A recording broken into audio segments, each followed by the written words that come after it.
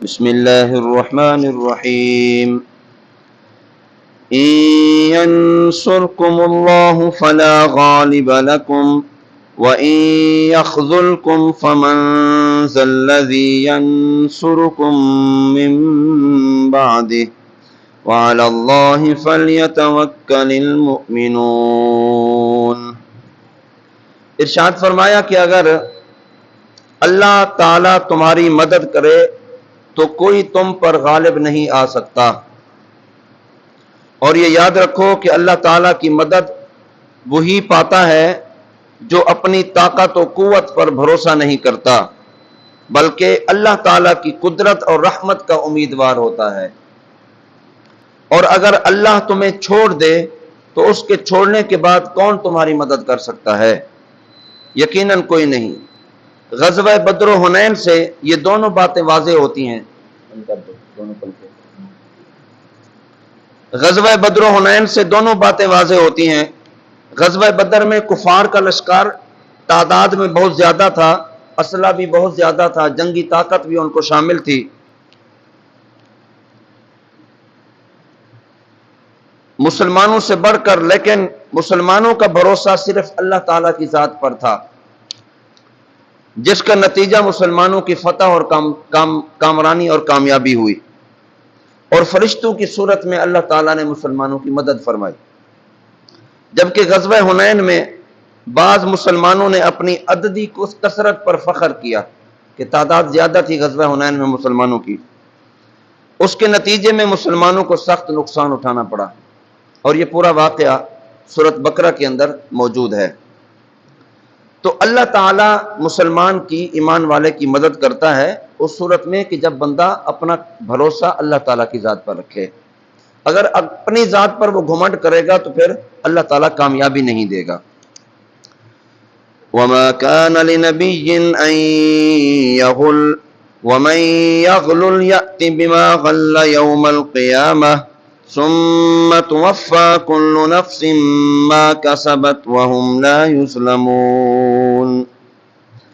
اور کسی نبی کا خیانت کرنا ممکن ہی نہیں، اور جو خیانت کرے تو وہ قیامت کے دن اس چیز کو لے کر آئے گا جس میں اس نے خیانت کی ہوگی، پھر ہر شخص کو اس کے اعمال کا پورا پورا بدلہ دیا جائے گا اور ان پر ظلم نہیں کیا جائے گا۔ نبی علیہ السلام کا خیانت کرنا یہ ممکن نہیں ہے، کیونکہ یہ شان نبوت کے خلاف ہے کہ کوئی اللہ کا نبی خیانت کرے۔ انبیاء کرام گناہوں سے معصوم ہوتے ہیں، لہذا ان سے ایسا عمل ممکن ہی نہیں۔ وہ نہ تو وحی کے معاملے میں خیانت کرتے ہیں، نہ کسی اور معاملے میں خیانت کرتے ہیں۔ شان نزول اس آیت مبارکہ کا یہ ہے کہ ایک جنگ میں مال غنیمت میں سے ایک چادر گم ہو گئی، تو بعض منافقوں نے کہا کہ حضور اکرم صلی اللہ علیہ وسلم نے اپنے لیے رکھ لی ہوگی، یہاں سے گم ہے تو حضور نے اپنے لیے رکھ لی ہوگی۔ تو اس موقع پر یہ آیت مبارکہ نازل ہوئی اور فرمایا گیا کہ نبی کی شان کے لائق نہیں کہ نبی خیانت کرے، اور ایسا ممکن ہی نہیں کہ اللہ کے نبی بھی تمہارے کسی معاملے میں خائن ہوں۔ اس سے کئی مسئلے معلوم ہوئے۔ ایک یہ کہ غنیمت کی تقسیم کے بغیر ناجائز طریقے پر کچھ لینا یہ سخت حرام ہے۔ دوسرا یہ کہ نبی گناہوں سے معصوم ہوتے ہیں۔ گناہ اور نبوت میں وہی نسبت ہے جو اندھیرے اور اجالے میں ہے۔ اندھیرا ہوگا تو اجالا ہوگا، اجالا ہوگا تو اندھیرا، اندھیرا ہوگا تو اجالا نہیں ہوگا، اگر اجالا ہوگا تو اندھیرا نہیں ہوگا، ایک چیز ہوگی، دونوں نہیں ہوگی۔ نبوت ہے تو پھر گناہ نہیں ہوں گے، اللہ تعالیٰ نے انہیں گناہوں سے معصوم بنایا۔ تیسرا یہ کہ نبی پر بدگمانی یہ منافقوں کا کام ہے اور کفر ہے۔ اللہ کے نبی پر کسی صورت میں بدگمانی نہیں کرنی چاہیے، کافروں کا طریقہ اور منافقوں کا طریقہ ہے۔ چوتھا یہ کہ نبی رب العالمین کے ایسے پیارے ہوتے ہیں کہ اللہ تعالیٰ ان پر سے لوگوں کی تہمتیں دور فرماتا ہے۔ لوگ تہمت لگاتے ہیں، تہمت کو اللہ تعالیٰ دور کر دیتا ہے اپنے نبیوں سے، اتنا اللہ کے پیارے ہیں اللہ کے نبی، سبحان اللہ۔ اس آیت مبارکہ میں خیانت کی مذمت بیان کی گئی کہ جو کوئی خیانت کرے گا وہ کل قیامت میں اس خیانت والی چیز کے ساتھ پیش کیا جائے گا۔ سرور کائنات صلی اللہ علیہ وسلم نے جہنمیوں میں ایسے شخص کو بھی دیکھا جہنمیوں میں ایسے شخص کو بھی دیکھا جس کی خواہش اور طمع اگرچہ کم ہی ہو مگر وہ اسے خیانت کا مرتکب کر دے گی۔ حضرت انس رضی اللہ تعالیٰ عنہ فرماتے ہیں نبی کریم صلی اللہ علیہ وسلم نے ارشاد فرمایا جو امانت دار نہیں اس کا ایمان نہیں، اور جس میں عہد کی پابندی نہیں اس کا دین نہیں ہے۔ یعنی جو امانت دار نہیں وہ کامل ایمان والا نہیں ہے، اور جو وعدے کا پابند نہیں ہے وہ پورے دین والا نہیں ہے، اس کا کوئی دین نہیں۔ حضرت ابو امامہ رضی اللہ تعالیٰ عنہ سے روایت ہے رسول اللہ صلی اللہ علیہ وسلم نے ارشاد فرمایا مومن ہر عادت اپنا سکتا ہے مگر جھوٹا اور خیانت کرنے والا نہیں ہو سکتا۔ مومن ہر عادت اپنا سکتا ہے لیکن یہ مومن کی شان کے خلاف ہے کہ وہ جھوٹ بولے اور خیانت کرے۔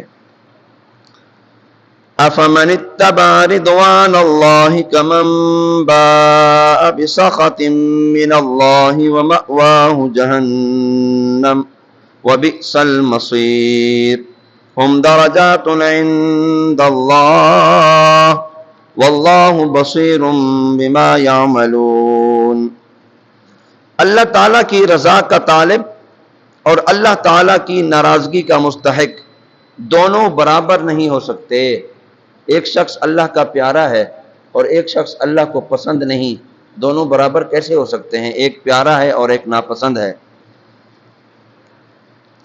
کہاں وہ جو اللہ سے سچی محبت کرنے والا، اس کی اطاعت کرنے والا، اس کی خوشنودی کے لیے سب کچھ قربان کر دینے والا، جیسے صحابہ کرام اور ان کے بعد کے صالحین، اور کہاں اللہ کی نافرمانی کرنے والا، اس کے احکام سے منہ موڑنے والا، اس کی ناراضگی کی پرواہ نہ کرنے والا اور اپنی خواہش کو رب کی رضا پر ترجیح دینے والا، جیسے کفار اور منافقین اور ان کے پیروکار نافرمان لوگ، یہ دونوں برابر کبھی بھی نہیں ہو سکتے۔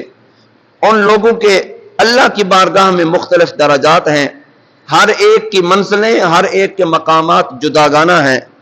بروں کے الگ مقام ہیں اور اچھوں کے الگ مقام ہیں۔ تو جو اچھائی کرتا ہے، جو نیکی کرتا ہے، اللہ کی رضا والے کام کرتا ہے، اللہ رب العالمین اسے بلند مقام عطا فرمائے گا، اور جو نیک اعمال نہیں کرتا، اللہ کی ناپسندیدگی والے کام کرتا ہے، اللہ کی نافرمانیاں کرتا ہے، اللہ تعالیٰ اسے بھی ایک مقام دے گا اور وہ گرا ہوا مقام ہوگا۔ تو قرآن نے یہ کہا کہ نیکوکار اور بدکار کبھی بھی برابر نہیں ہو سکتے۔ نیکوکاروں کو اللہ کی طرف سے بڑا مقام ملے گا اور بدکاروں کو اللہ کی طرف سے ذلت والا اور عذاب والا مقام ملے گا۔ تو قرآن مجید فرقان حمید واضح پیغام دے رہا ہے۔ اللہ تعالی ہم سب کو احکام قرآن پر عمل کی توفیق عطا فرمائے۔